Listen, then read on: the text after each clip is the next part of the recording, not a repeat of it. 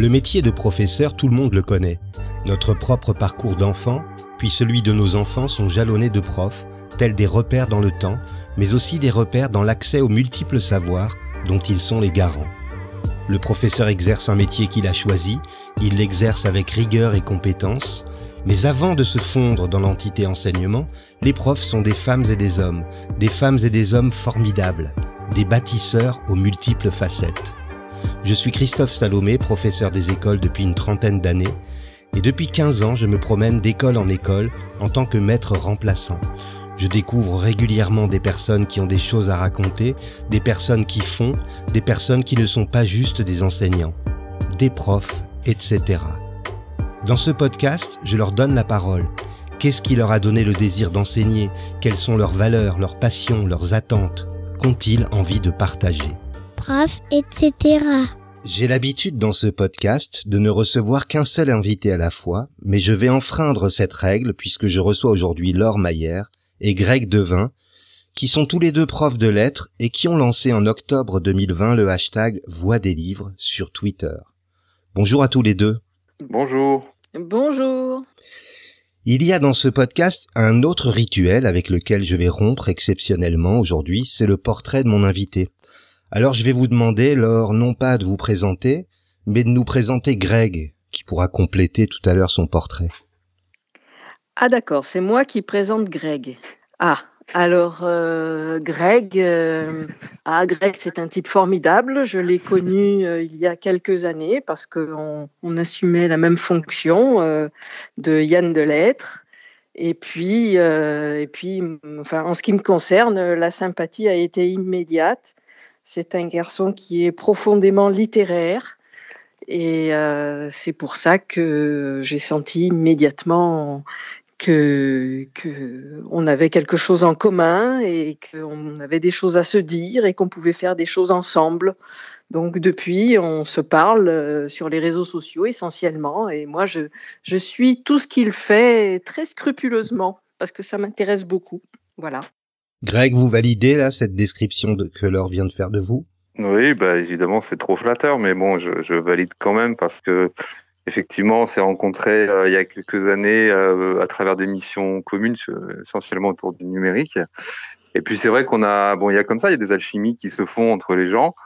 Alors comme dit Laure, on a, je pense, tous les deux un immense amour de la littérature, du texte. Voilà, ça, je pense qu'on est assez fascinés par tout ça. Donc il y a plein de choses qui circulent très facilement. Et effectivement, on se suit, on regarde de près ce que fait l'autre. Et puis, ce qui est assez rigolo, c'est qu'on est vraiment les deux extrêmes de la diagonale française, parce que moi, je suis tout en haut à Cherbourg, elle est tout en bas à Nice. Et on balaye comme ça des choses. Et puis, on aime bien se lancer dans des projets communs. Bon, je pense qu'on vous connaît déjà un tout petit peu mieux tous les deux, au moins géographiquement en tout cas, et puis professionnellement aussi. Mais Laure, donc pour préciser les choses, vous n'êtes plus prof de lettres aujourd'hui, vous travaillez à la Cardie de Nice, c'est bien ça? C'est ça, enfin je suis toujours prof de lettres dans l'âme, dans le cœur.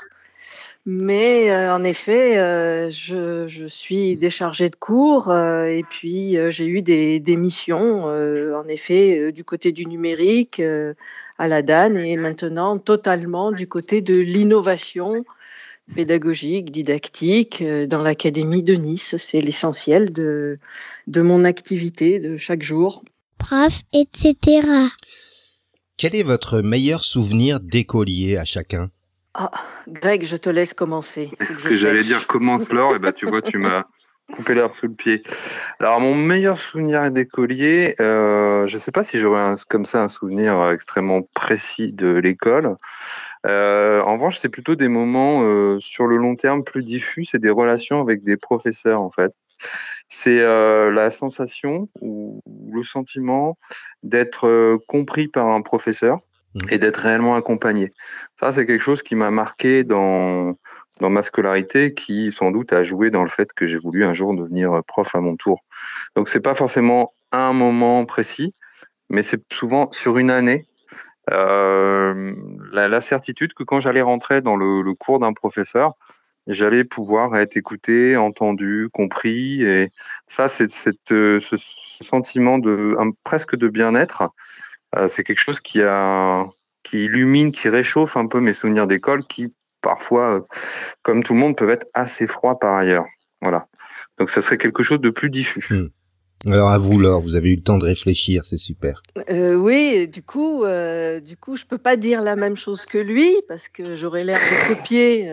Mais c'est vrai que j'ai des souvenirs d'école qui sont parfois un peu douloureux, je l'avoue. Et en effet, le jour où les choses ont fonctionné différemment, ça a été un grand moment. Alors, je me souviens particulièrement de mon maître de CM2 qui a changé ma vie, qui est certainement pour quelque chose dans le métier que j'ai fait ensuite. C'était un homme vraiment formidable qui m'a sauvée. Et voilà, il s'appelait Pierre Borgomano. Et du coup, aujourd'hui, je suis contente de dire son nom. Je l'ai retrouvé il y a quelques années. Et pour lui dire ce qu'il avait fait pour moi. C'était un homme qui avait une pédagogie bien plus innovante, justement, que les dames qui l'avaient précédé et avec lesquelles je ne m'étais pas du tout entendue. Et qui a changé chez moi le sentiment de ne plus être cancre. Voilà. C'est un beau souvenir, en effet.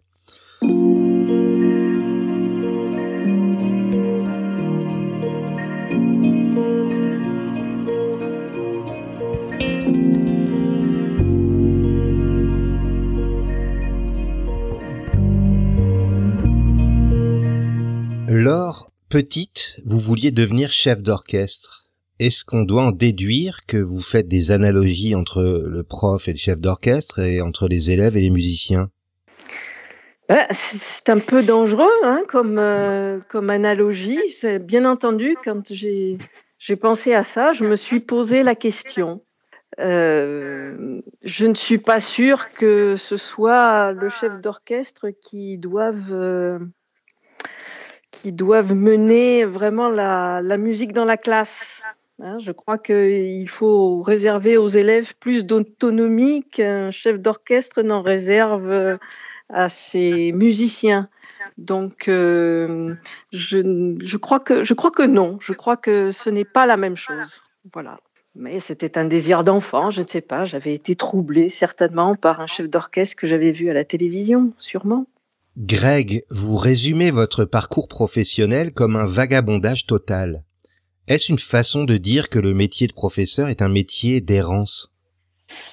Alors, oui, résolument oui, même si évidemment il faudra tout de suite nuancer, mais oui, parce que moi je suis devenu prof parce que je savais pas quoi faire d'autre, et en même temps je suis ravi aujourd'hui d'être devenu professeur, parce que s'il y a bien, il me semble, quelque chose d'important dans le métier de professeur, c'est le fait, alors c'est un peu une porte ouverte, mais c'est le fait d'apprendre toujours.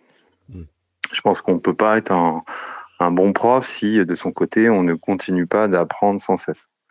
Et étant donné que ce métier offre cette possibilité-là, moi, je suis tout à fait heureux parce que je serais très, très mal à l'aise de me mettre un jour dans une catégorie précise, quelque chose de très normatif, de très cadré.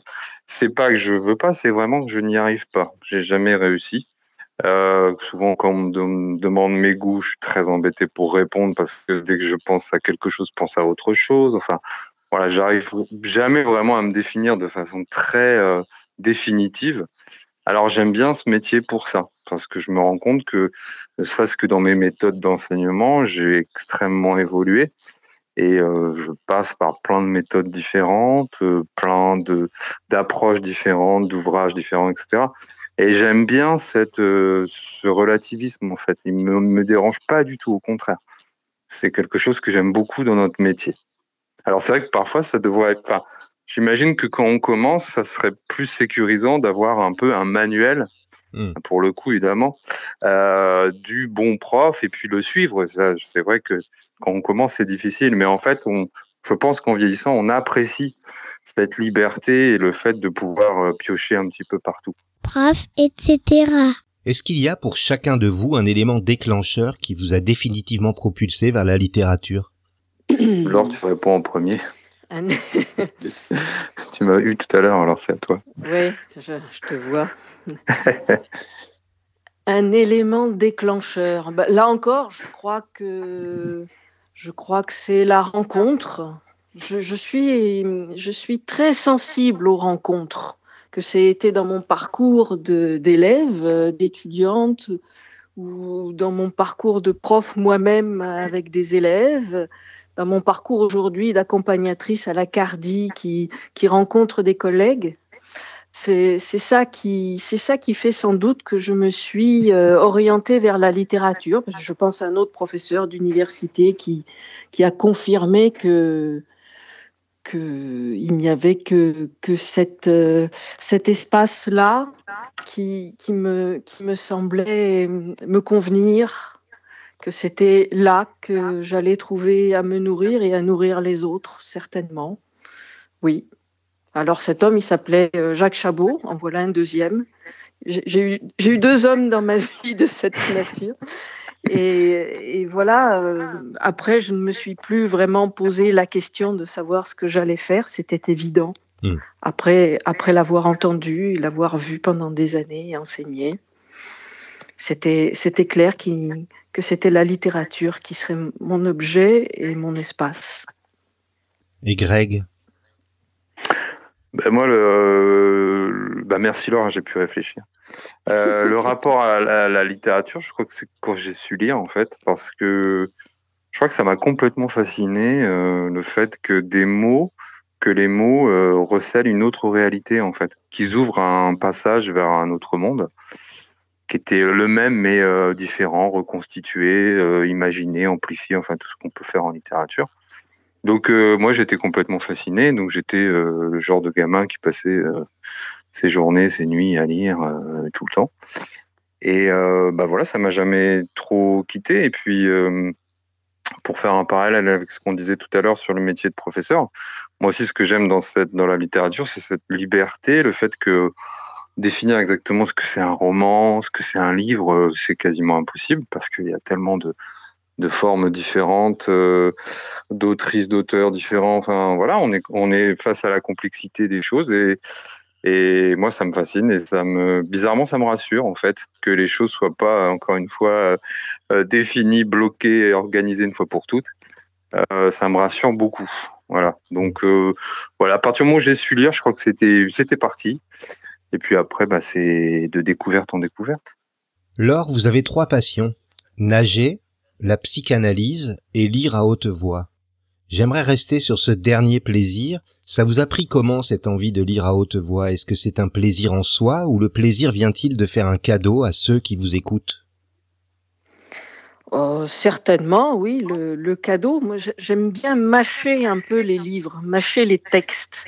C'est une activité que j'ai toujours beaucoup aimée en classe, de lire à haute voix aux élèves pour essayer de provoquer une réaction, une émotion, voire un choc. Enfin, et puis, d'où est-ce que cela me vient ? Je crois que ça me vient de la récitation lorsque j'étais petite fille, et puis de de ce plaisir d'avoir le texte en bouche. Ça, c'est quelque chose de tout à fait particulier. Alors, en effet, quand on fait des lectures publiques et qu'on se collette au texte pour le découper, le rendre audible dans des fragments, et qu'ensuite on voit la réaction des auditeurs, c'est un plaisir absolument immense de partage. Voilà ce qui m'a conduit sans doute à essayer de le convertir en numérique, en radiodiffusion. Oui, parce que vous l'aviez déjà expérimenté sur scène ou en public, c'est bien ça ? Dans un café, un café d'une ville, on était plusieurs à expérimenter cette chose-là. Une fois par mois, on lisait un texte qu'on avait choisi, découpé, rescénarisé. Et ça nous a tenus pendant plusieurs années. Ça nous a fait connaître des auteurs qu'on ne connaissait pas les uns les autres. Et ça a été une expérience enthousiasmante, vraiment. Et vous, Greg, donc vous êtes retrouvé avec Laure sur ce projet de lecture à haute voix. C'est quelque chose que vous aviez expérimenté déjà personnellement, au-delà de votre fonction de professeur? Pas vraiment. Moi, c'est Laure qui m'a converti, en fait. J'étais pas trop dans la lecture à haute voix. Pour moi, la lecture, c'est plutôt quelque chose de solitaire, silencieux. Moi, je suis un peu un moine de la lecture. Et c'est quelque chose que je faisais un peu en classe, mais j'en voyais jamais trop, je crois, l'intérêt. Et en fait, c'est grâce à Laure que je me suis un peu révélé à cette pratique et que alors je le faisais un peu avant avec les élèves, mais là, c'est quelque chose que j'amplifie et que je fais moi aussi maintenant parce que je me rends compte de la dimension extrêmement chaleureuse de la lecture lue, oralisée. Et voilà, c'est vraiment Laure qui m'a, disons, encore plus fait comprendre l'intérêt de ce genre d'activité. Mais c'était pas trop mon truc au départ. Oui, vous parliez des moines à l'instant, et en me renseignant un peu, j'ai compris que c'est dans cette période des moines, des périodes monastiques, etc., que la lecture silencieuse est née en fin de compte.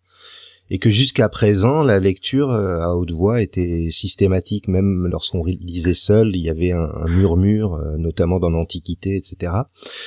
Alors, la lecture à haute voix a eu justement très longtemps une dimension politique, en particulier auprès des personnes les moins alphabétisées, pardon. Et est-ce qu'aujourd'hui, cette dimension politique de la lecture n'a pas glissé vers les classes sociales les plus privilégiées? C'est une belle question. Une vraie question de fond. Moi, je serais tenté de dire oui et non, parce qu'il me semble quand même que justement la lecture oralisée, la lecture qu'on partage, elle a clairement une dimension politique puisque elle s'offre à tout le monde, et que je pense que c'est une pratique qui revient peut-être plus parce qu'on a besoin de ça. Après, est-ce que le fait que la lecture oralisée se retrouve dans des lieux de culture, ça fait pas qu'elle se retrouve réservée à une certaine élite. Mais je pense qu'on est pris encore une fois dans une double dimension. Parce que ce que je peux dire, c'est que la lecture oralisée en classe, elle se répand. C'est une pratique, en tout cas dans le monde des profs de français, qui est de plus en plus répandue, que ce soit le prof ou l'élève, la notion de mise en voix, la notion de mise en scène, de théâtralisation. C'est quelque chose ces dernières années qui a beaucoup évolué, qui s'est beaucoup répandu dans les classes. Donc c'est pour ça que c'est difficile de dire que c'est de plus en plus élitiste. En même temps, les lieux où on pourrait trouver de ce genre de lecture, que ce soit même dans certaines radios, ça ne peut pas être des radios populaires. Donc, je sais pas. Je sais qu'il y a quelques années, il y avait une émission à la télévision où on proposait des lectures. Je crois qu'il y avait, je sais plus, il y avait Podalides qui était dans le coup. Et je sais que ça avait été, moi j'avais vu des extraits, j'avais trouvé ça extraordinaire et vraiment très intéressant, et ça s'était pas finalement développé. Après là, la grande librairie remet ça au goût du jour avec des lectures d'élèves. Alors c'est toujours intéressant, même si le format un peu Nouvelle Star me dérange un petit peu, mais bon, toujours côté concours un peu dommage, mais quand même, voilà, on voit que c'est quand même dans tout ça revient, mais bon, ça c'est là je termine sur une opinion assez personnelle, mais j'ai l'impression que parfois que le numérique permet de ressusciter des pratiques très anciennes et de les revivifier. Et je pense que l'enregistrement de la lecture, le partage de la lecture en fait partie. Je vais recevoir bientôt Michel Field dans ce podcast. Il s'occupe actuellement à France Télévisions de la culture et du spectacle vivant. Je vais lui demander de remettre au goût du jour des lectures publiques, peut-être qu'il sera d'accord. Laure, vous voulez compléter cette réponse de Greg? Moi, je crois qu'en effet, la lecture publique, peut-être au départ, a été culturellement quelque chose d'un peu élitiste. Moi, je me souviens d'avoir entendu Chéreau lire Dostoïevski, d'avoir entendu Proust par Lonsdal, Marie-France Pizier. Donc, on a des références dans la tête, mais justement, ce qu'on essaye de faire, c'est d'amener des textes dans des endroits, comme je le disais tout à l'heure, un café, qui est un lieu de convivialité, où il y avait tout le monde, y compris, comment dire, des habitués du café qui n'avaient pas nécessairement toujours envie d'entendre Proust et qui se manifestaient. Mais bon, c'était porter un texte dans un lieu où il n'était pas habituel. Et puis en effet, je crois que la lecture à haute voix, l'oralisation, ça se démocratise beaucoup grâce à l'école et peut-être aussi grâce au numérique, parce que nous avons maintenant des moyens d'enregistrer facilement la lecture des élèves, ce que fait Greg dans sa classe et qu'il partage. Et je crois que du coup, on va aboutir quand même à une démocratisation de cette activité pour le bonheur de tout le monde. Donc, pas si élitiste que ça, au contraire, aujourd'hui, je crois.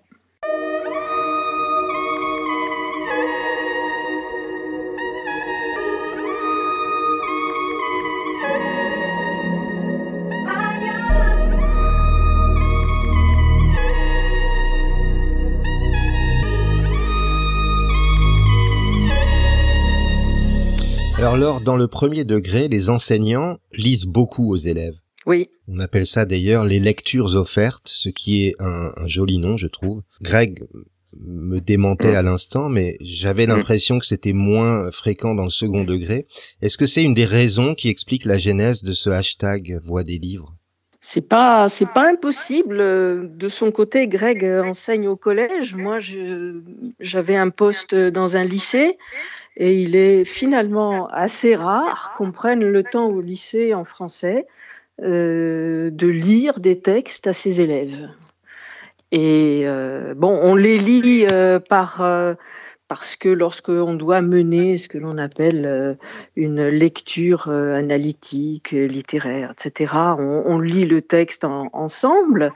Mais lire pour le plaisir, prendre vraiment le temps de lire ensemble à haute voix, c'est quelque chose qu'on ne s'autorise guère parce qu'on est toujours précis.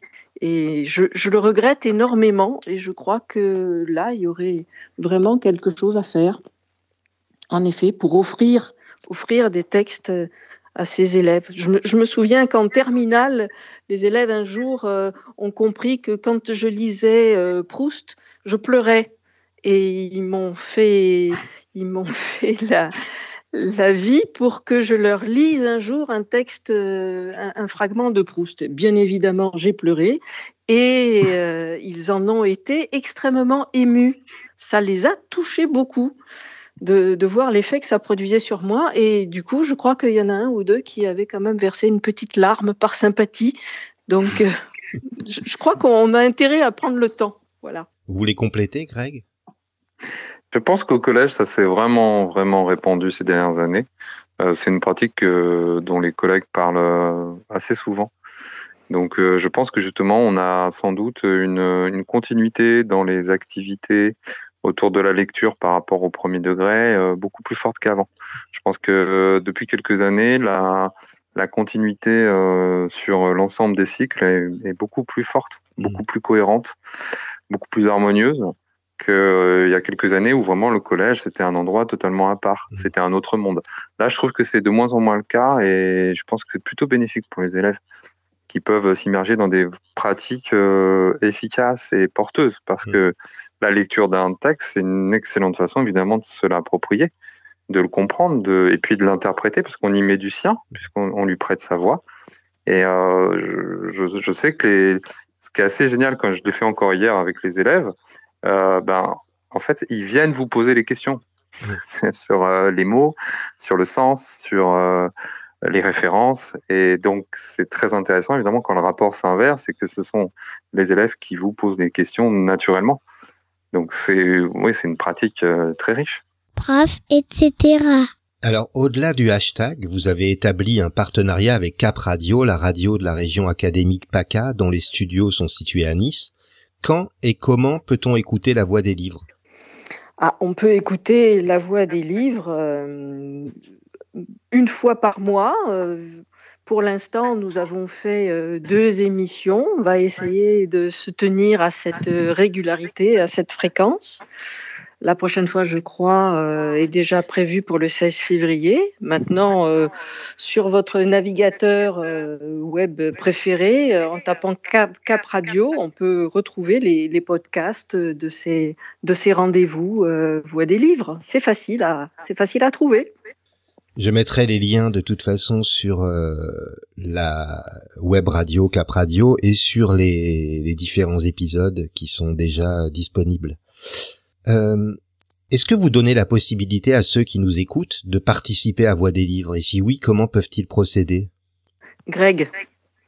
Alors oui, il faut qu'ils participent parce que c'est le principe du hashtag et puis je pense que c'est le principe de beaucoup de pratiques d'écriture, de lecture, de compréhension aujourd'hui, c'est d'être à plusieurs.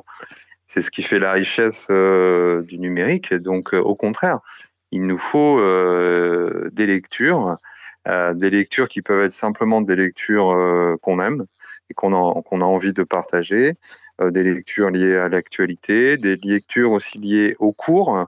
Avec Laure, on en discutait, mais on aimerait beaucoup constituer au fur et à mesure une petite banque de textes lus par des professeurs ou encore mieux par des élèves. Et ce qui serait à terme assez porteur, ça serait que dans les classes, on puisse écouter plusieurs lectures d'un même texte. Pour voir qu'un texte, c'est encore une fois, c'est pas quelque chose de figé une fois pour toutes qui délivre un sens univoque, unilatéral, mais c'est porteur de plein de potentialités et la voix peut les révéler. Et donc ça, c'est bon. On se lance dans quelque chose qui va être sur du long terme, on espère, mais plus évidemment des gens participeront et plus ce projet pourra être riche et porteur. Bien sûr, on serait extrêmement heureux qu'il y ait des hashtags Voix des livres qui se multiplient sur Twitter. C'est assez facile aujourd'hui numériquement d'enregistrer un texte assez bref et de le partager. En effet, ça pourrait créer une communauté de lecteurs à voix haute qui serait tout à fait enthousiasmante. Et en dehors de Twitter, on peut vous contacter comment?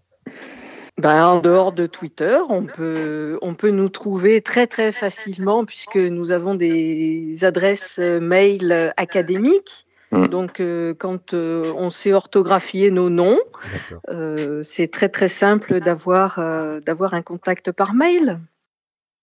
Sinon, moi je suis souvent sur la plage du côté de Cherbourg. D'accord. Oui.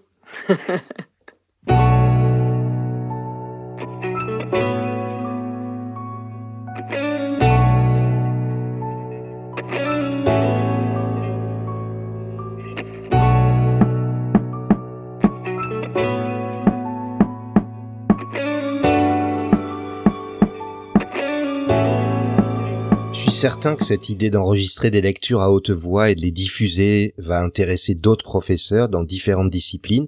S'ils projetaient de faire lire leurs élèves et de les enregistrer, quels conseils leur donneriez-vous, Greg? Je leur donnerais comme conseil qui me paraît relativement pertinent en général en pédagogie, qui est de se lancer tout de suite.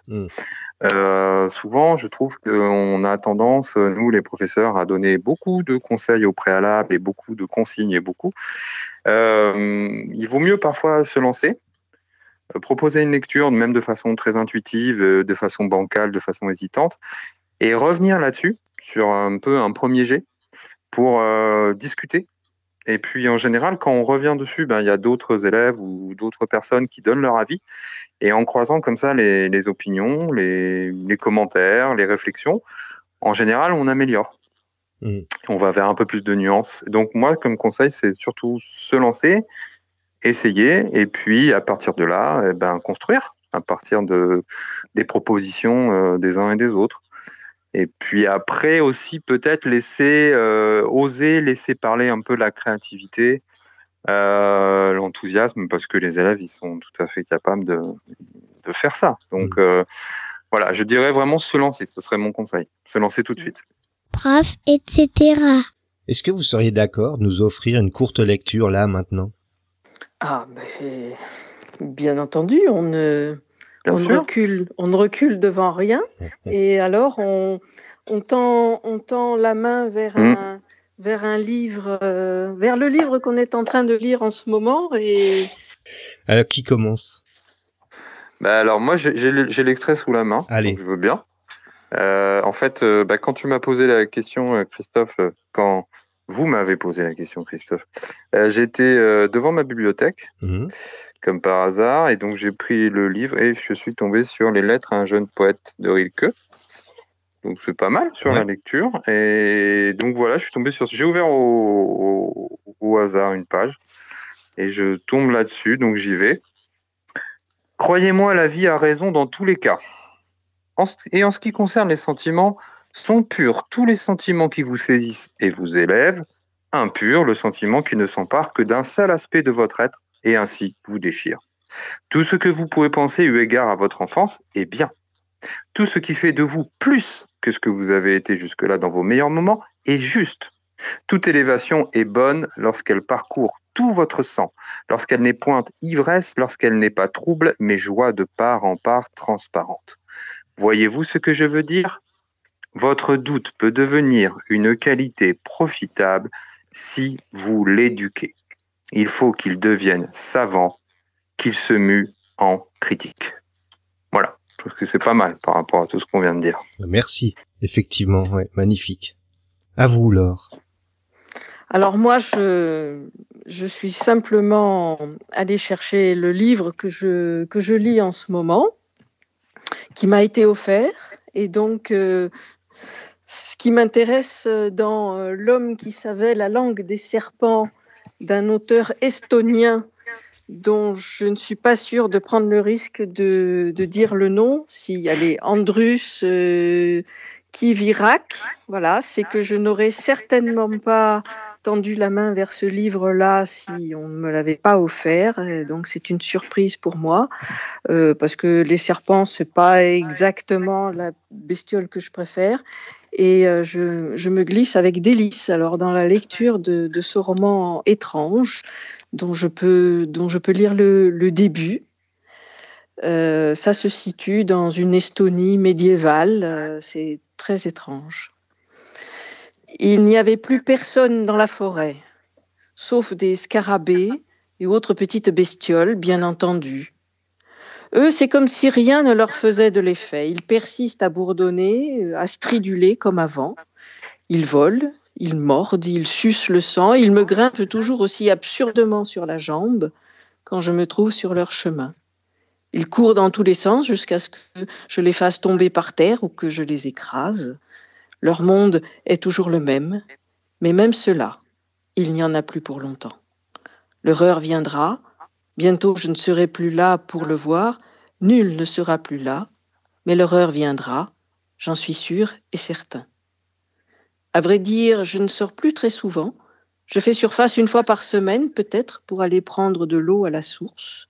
Je me lave, et je lave ma protégée, elle est toute chaude. Il faut beaucoup d'eau, plusieurs allées et venues, mais il est bien rare qu'en chemin je rencontre quelqu'un avec qui échanger quelques mots. La plupart du temps, il n'y a pas âme qui vive. Une ou deux fois, je suis tombée sur un chevreuil ou un sanglier, mais ils se sont fait froussards. Ils me craignent rien qu'à l'odeur. Quand je siffle, ils se figent sur place.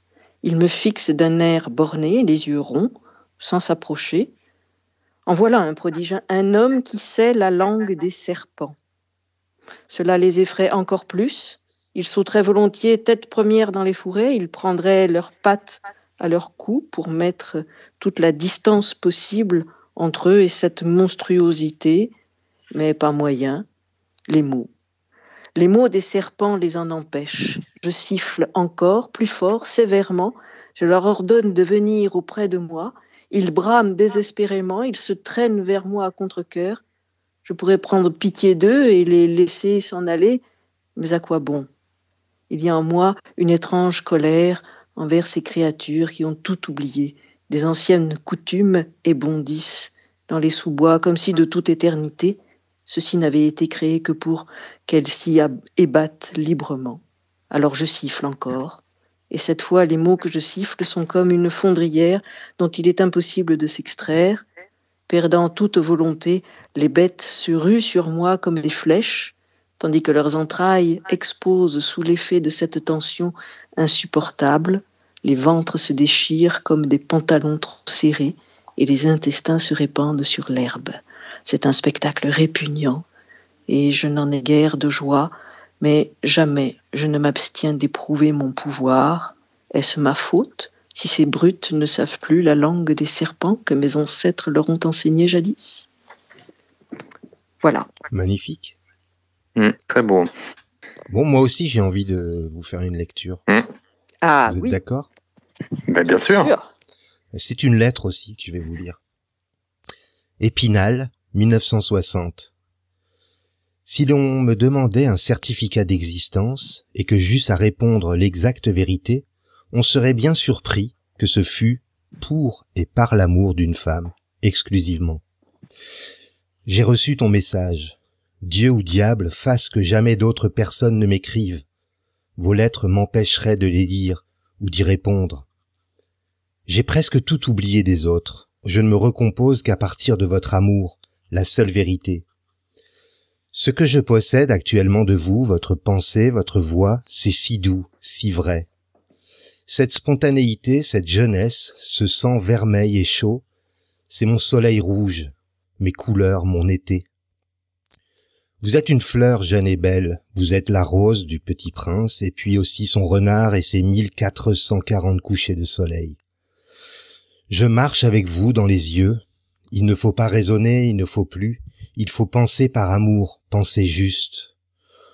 On ne raisonne que par la tête, mais on pense aussi avec son cœur. Je hais les raisonnements, surtout logiques. Votre belle lettre ne résonne pas, elle me parle, elle chante, elle se révolte, elle crie. Elle est pure, votre lettre, parce que vous êtes pure. Vous ressemblez à une jeune fille, à ma jeune fille aux cheveux jaunes. Votre voix a changé, elle est émue, claire, elle se passionne. Elle sait, puis ne sait plus. Comme j'aime ce doute, cette hésitation, cette pudeur des êtres amoureux. Je suis sûr d'avoir pénétré au plus sensible, au plus pur de vous, à votre secret d'existence. Je suis au cœur de votre vie et c'est ce cœur qui me fait vivre. Prenez-en le plus grand soin. S'il meurt, il me tue. Ah, parfois j'ai si mal de notre éloignement. Je vous voudrais devant moi, en moi, vous qui êtes ma chair. Alors je fais semblant de rire pour m'empêcher d'en pleurer, un rire qui étouffe le chagrin. Je pense au rire de Crolla. Relisez la lettre de Musset et pensez que je l'ai écrite.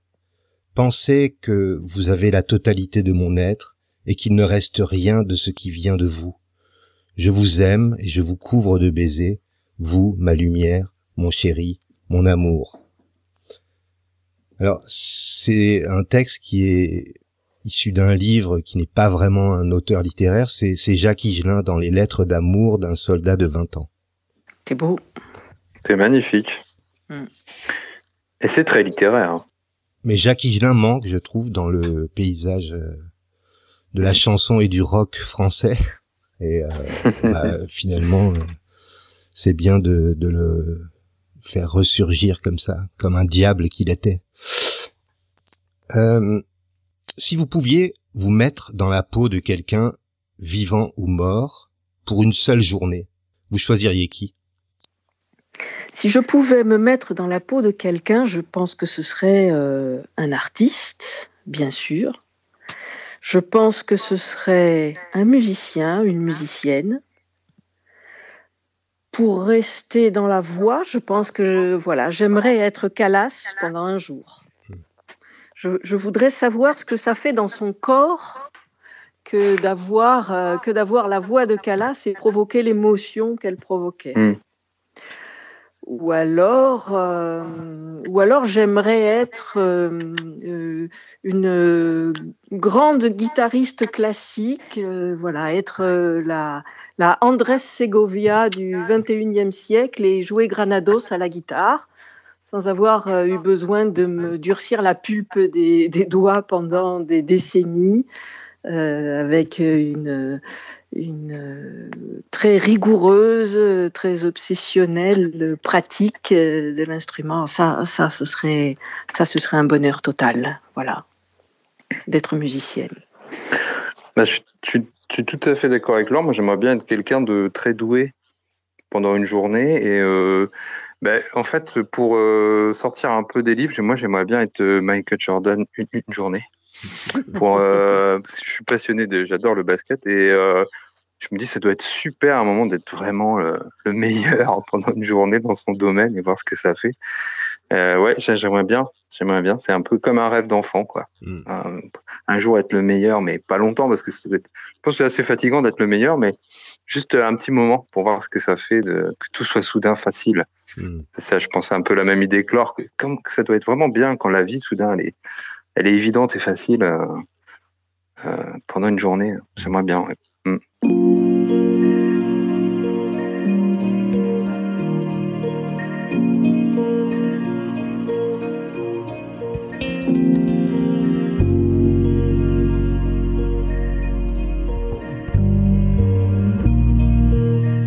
Qu'est-ce que vous vous souhaitez pour les 2 prochaines années ? Greg, à toi. Franchement, pour l'instant, de continuer.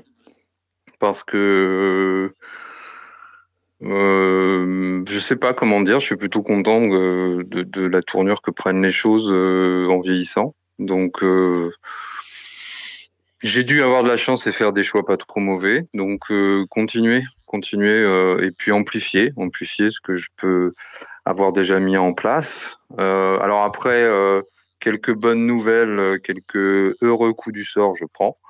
Mais globalement, je suis pas trop mécontent de la tournure que prennent les choses. Voilà. Donc, continuer. C'est-à-dire éviter les choses trappes, les mauvaises surprises pour les 2 années à venir. Puis continuer de, bien sûr, cultiver mon jardin. Voilà, non, ça, ce que je me souhaiterais. Et vous, Laure ? Mais pourquoi 2 années seulement, soyons fous. Je voudrais, en effet, bien vieillir. Je voudrais continuer à faire des rencontres intéressantes. Je voudrais encore tomber sur des livres qui me retournent. Je voudrais continuer à aimer. Je voudrais devenir Andrés Segovia et jouer Granados. Voilà, comme ça. Oui, je voudrais que la vie nous épargne et épargne ceux qui nous sont proches et continuer à être surprise par la vie. Voilà, continuer à être surprise. Merci Laure et merci Greg d'avoir accepté mon invitation à participer à ce podcast. Merci à toi. Merci à toi, Christophe. Merci beaucoup, Christophe. Merci pour tous ces podcasts, parce que ça donne une belle vision de plein de gens intéressants. Donc merci à toi. Merci. Je mettrai en commentaire les coordonnées de Cap Radio et les liens pour vous écouter. Si vous avez aimé cet épisode, n'hésitez pas à vous abonner à Prof, etc. sur les plateformes de diffusion, Spotify, Apple Podcasts, Deezer par exemple. N'hésitez pas non plus à m'offrir 5 étoiles sur iTunes, ainsi que vos commentaires, ça m'aide beaucoup. Et si vous avez envie de partager vous aussi votre côté, etc. avec les auditeurs, écrivez-moi sur Twitter ou sur la page Facebook de Prof, etc. À vendredi.